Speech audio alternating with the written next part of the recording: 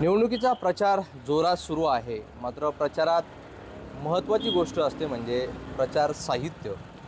संभाजीनगरच्या city चौक भागात आपण आहोत.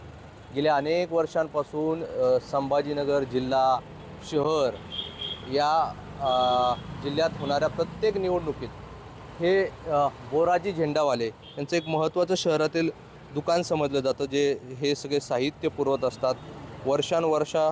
पासून त्यांची दुकान इथे आहे. कितनी पीढ़ी है अपनी ये? झंडे के बिजनेस में मैं सेकंड पीढ़ी में हूँ। मेरे पापा पहले पीढ़ी के हैं और अभी जैसा क्रेज़ बहुत बड़ा हुआ है।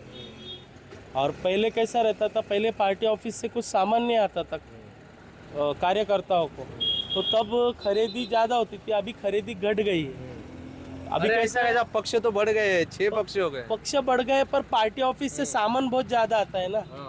पार्टी ऑफिस से पार्टी का भी पूरा जोर लगता है अपने कैंडिडेट के ऊपर, तो कैंडिडेट के ऊपर ज़्यादा खर्चा करती है पार्टी, तो इसके लिए उनको माल ज़्यादा आता है। और जो इससे कि ये वीआईपी आइटम है, ये पार्टी ऑफिस प्रोवाइड नहीं कर पाती है, तो वो आइटम जो कार्यकर्ता जेब से खर्चा करता है वो यूज़ करता है। मतलब जो नेता है बड़े बड़े वीआईपी, वो यहाँ से सब लेके जाते हैं। सब तो नहीं बोल सकते, पर जो उनके थ्रू आते हैं, वो नेता कोई भी नहीं आता है, सब उसके कार्यकर्ता ही यहाँ तक आते हैं। लेकिन पिछली बार तक कुछ पक्ष कम थे, अभी 6 पक्ष हो गए। पहले 2 ही कैंडिडेट, मतलब 2 ही पक्ष थे, तो झंडे भी पक्ष में उम्मीदवारी कम थी। लेकिन अभी ज़्यादा है, तो आपको अलग अलग पक्ष की चीज़ें मतलब साहित्य मंगवाना पड़ रहा है। क्वांटिटी बहुत मंगा के रखना पड़ती है, पर अब कार्यकर्ता ही संभ्रम में है कि मैं किसका झंडा लेके हाथ में चलूं। किसी को पक्ष प्यारा है, किसी को कैंडिडेट प्यारा है, और किसी को झंडा प्यारा किसी को झंडा प्यारा है, तो वो हिसाब से सब कंफ्यूजन में रहते हैं। और अभी ये समझो, ये मशाल हो गया, ये राष्ट्रवादी तुतारी हो गई, ये अभी नए पक्ष आए, ये कभी भी वापिस म्यूचुअल हो सकते हैं। तो फिर इसका सामान जो रहेगा वो अपन उसको कुछ रिप्लेस तो होता नहीं है। एक बार प्रिंट हो गया, उसको कुछ नहीं कर सकते अपन। तो आप भी लाते वक्त कम ही ला रहे हैं? नहीं, अब वो लाते वक्त तो क्वांटिटी अपने को लाना पड़ती है, पर अब अगर वो बीच में ही बंद हो गया तो उसका आगे का भी कुछ फ्यूचर होता नहीं है।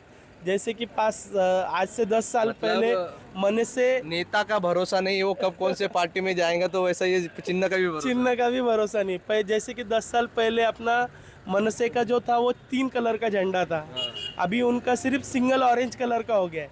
तो जो पुराना मटेरियल है वो भी है हमारे पास अभी तक, तो वो भी हमको संभाल के रखना पड़ता है। उसका अपन कुछ भी डायलेट नहीं होता है उसका।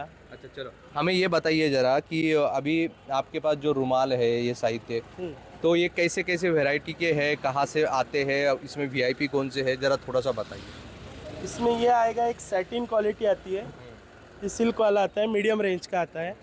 उसमें ये एक आता है डिजिटल प्रिंट का आता है। उसमें ऊपर वीआईपी आइटम में मफलर उलन का आता है। उलन के बाद में ये आता है, अभी ये नया चल रहा है ट्रेंडिंग में, ये एम्ब्रॉयडरी आइटम है। इसमें ये टिकली वर्क वाला, ये वाला लेडीज़ वगैरह यूज़ करती है, बाकी के जेंट्स में भी यूज़ होता है। ये कॉर्नर शोल्डर कटिंग रहता है, तो ये पलटता नहीं है, वो हिसाब से ये चलता है ज़्यादा। तो इसके रेट कैसे होते हैं? अभी ये सादा मफलर जो रहता है ये लगभग 10 रुपये 12 रुपये के लगभग आता है। मीडियम क्वालिटी का 70-80 रुपये के लगभग आता है। उलन का मफलर भी 100 रुपये के लगभग आ जाता है, और ये गिर जाता है 100-150 रुपये के लगभग वीआईपी। तो डिमांड किसको ज़्यादा है? डिमांड सर, अभी जो कार्यकर्ता है सेल्फ जो खर्चा करता है, वो अपना अभी एम्ब्रॉयडरी में यूज़ करता है, क्योंकि ये वॉशेबल आइटम है, आप वापस धो के रीयूज़ कर सकते हो। दूसरे आइटम आप धो नहीं सकते, वन टाइम यूज़ रहता है। अच्छा, आप मुझे बताइए कि बहुत सारे सर्वे चलते हैं, सब चलते हैं, किसी का अंदाज़ लगाना मुश्किल होता है किसकी हवा चढ़े, लेकिन आपसे हम थोड़ा अंदाज़ लगाने की कोशिश करते हैं कि किस पक्ष को ज़्यादा डिमांड है रुमाल? ऐसा तो हम कुछ भी नहीं बता सकते कि किस पक्ष का। हमारे पास तो सभी पक्ष का बिकता है, बीजेपी भी बिकता है, शिवसेना भी बिकता है, उतना ही हमारे पास एमआईएम का भी बिकता है। तो अभी कैसा है उसका कुछ अनुमान नहीं लगा सकते। मतदार के मन में क्या है वो अपन नहीं जान सकते, वो 20 तारीख को ही आपको बताएगा कि मैं किसको दे रहा हूँ, 23 तारीख को समझ में आएगा। कार्यकर्ता कौन ज़्यादा, मतलब अभी तो फिलहाल डिमांड में बीजेपी भी है, इसके बाद में धनुष्यबान भी है और तुतारी भी है। वो कैंडिडेट है इधर बोल के भी उनका प्रचार हो सकता है, क्योंकि अपने यहाँ पे एनसीपी का कोई कैंडिडेट नहीं है, उसके बाद में कांग्रेस का जो कोई कैंडिडेट नहीं है, तो वो हिसाब से कसं आहे ना बघा, ही एकमेव असं दुकान आहे ना जिथं तुम्हाला सगळे पक्ष मिळतात. तुम्ही जर सगळ्या धर्माचेही भेटतात आमच्याकडं, पूर्ण धर्म ऑलरेडी. आपने तो बहुत दिनों से ये आप बिजनेस में आपने देखा है, आपको क्या लगता है पहले चुनाव में और इस चुनाव में बदलाव इलेक्शन का नहीं बता सकते साहब कुछ भी. बदलाव क्या हुआ है? बदलाव क्या है, बस पहले हल्की चलती थी, अब भारी पट्टी चलती है. कैंडिडेट बढ़ जा रहे हैं.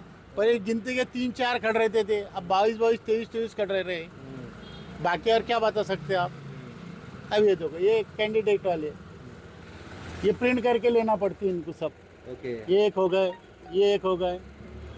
अपक्ष कैसा रहता, प्रिंट करके मिल जाता. हमारे पास कैसे प्रिंटर भी रहते, वो हम प्रिंट करा के दे सकते. जैसा बोले वैसा प्रिंट होता है. लेकिन एक बात मुझे इसमें समझ में आई कि बहुत सारा अभी पहले आप जो बोले कि चुनाव रस्तों पे ढोल की ये होता था, वो बदल गया सोशल मीडिया में, लेकिन रुमाल हो ये वहीं पे है अभी.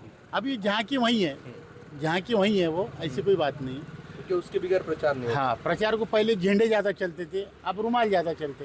तो झंडा पकड़ने वाला बोलता कान लकड़ी लेके पकड़ के बैठो, ये रुमाल गले में डाल दिया, एक बिल्ला लगा दिया, होगा कार्यकर्ता. वो अपने अपने हिसाब से सब करते. कार्यकर्ता भी तो अभी आज इधर है तो कल उधर है. वो मैं क्या बता सकता साहब, कार्यकर्ता का नहीं बता सकता. कब कौन पलटी मार सकता है ये हम भी नहीं बता सकते. आपको भी अनुभव आता होगा कि पिछले इलेक्शन में एक पक्ष से आया था रुमाल लेने के लिए, अभी दूसरे पक्ष अब से. वो कैसा रहता वो तो हो ही रहा है, ऐसी कोई बात नहीं. कैसा रहता, हर उम्मीदवार ऐसा आदमी कभी खड़ा रहा ना, तो वो अपना अपना आदमी ढूंढता है. भाई अब ये मेरा दोस्त है, मेरे दोस्त का बाप खड़ा है, मेरा गली वाला खड़ा है, मेरे मोहल्ले वाला खड़ा है, मेरे बाजू वाला खड़ा है, तो मेरे को उसको ही देना पड़ता है, क्योंकि वो कभी भी काम आता है. आधी रात को आवाज़ दे तो उठ के आ जाता है. ऐसे आदमी को लोक लाने की कोशिश करते हैं.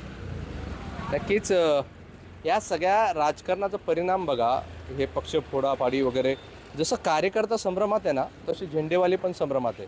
कारण गेल्या वेळेस जो व्यक्ती भाजपचा साहित्य घ्यायला आला होता तो आज राष्ट्रवादीचा घ्यायला येऊ शकतो, उद्या शिवसेनेचा घेऊ, अशी परिस्थिती आहे.